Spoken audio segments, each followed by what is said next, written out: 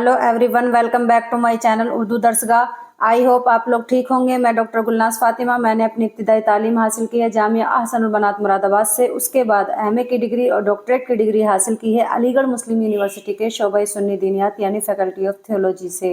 आज की इस वीडियो में मैं टेट सीटेट उर्दू के प्रैक्टिस सेट नंबर 4 के 14 क्वेश्चंस लेकर हाजिर हुई हूँ ताकि आप लोगों को सोल्व करा सकूं और आप अपना पेपर बासानी क्लियर कर पाएं। तो आइए बिला ताखिर वीडियो शुरू करते हैं। सवाल नंबर 1, फेले अम्र वो कहलाता है जिसमें डैश, तो इसमें फिल होगा किसी काम के करने का हुक्म दिया जाए, तो इसमें ऑप्शन बी सही है। पहला ऑप्शन है गुजरा हुआ जमाना पाया जाए, इसको कहेंगे फेले माजी। तीसरा है किसी काम करने से रोका जाए, इसको कहेंगे फेले नहीं। किसी काम का होना पाया जाए, इसको कहेंगे फेल यानी वर्ब। सवाल नंबर 2, सर सैयद अहमद खां की विलादत कब हुई, पैदाइश कब हुई? इनकी पैदाइश हुई 17 अक्टूबर 1817 में, तो इसमें ऑप्शन बी सही है। सवाल नंबर 3, अमीर खुसरो के उस्ताद थे, यानी इनके उस्ताद कौन थे? इनके उस्ताद थे ख्वाजा निजामुद्दीन औलिया, तो इसमें ऑप्शन ए सही है। सवाल नंबर 4, वली दक्कनी को उर्दू शायरी का बाबा आदम कहा है, तो किसने कहा है वली दक्कनी को? मोहम्मद हुसैन आजाद ने, तो इसमें ऑप्शन बी सही है।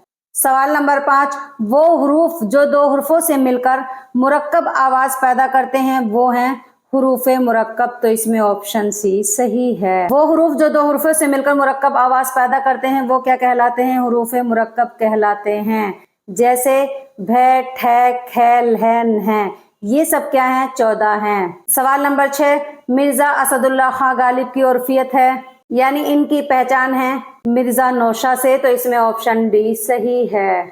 सवाल नंबर 7, वो कलाम जिसमें किसी मशहूर किस्सा या तारीखी वाकया या किरदार, शख्सियत या मजहबी रिवायत की तरफ इशारा किया जाए वो कहलाता है सनाते तलमीह, तो इसमें ऑप्शन ए सही है। सवाल नंबर 8, लफ्ज बशर मिसाल है वतद की, तो इसमें ऑप्शन बी सही है। वतद किसको कहते हैं? वतद कहते हैं 3 हरफी कलमे को वतद कहते हैं, तो इसमें 3 हरफी क्या है?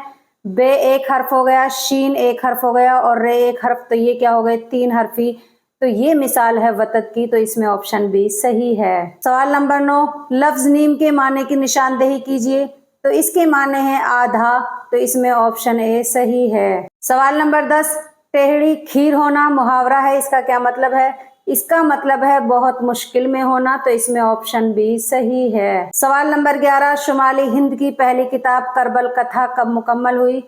ये मुकम्मल हुई 1731 ईस्वी में, तो इसमें ऑप्शन ए सही है। सवाल नंबर 12, 1936 में एक इजलास लखनऊ में हुआ जिसकी सदारत की थी मुंशी प्रेमचंद ने, तो इसमें ऑप्शन सी सही है। ये इजलास कौन सा था? ये इजलास था तरक्की पसंद तहरीक। सवाल नंबर 13, अलामत यानी ये जो निशान है ये किसका है? इसको क्या कहते हैं?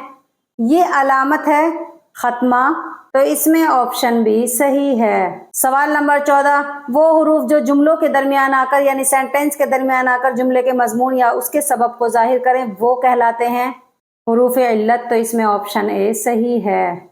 मैं इस वीडियो को इस उम्मीद के साथ ख़त्म करूंगी कि आपको ये वीडियो अच्छे से समझ में आ गई होगी।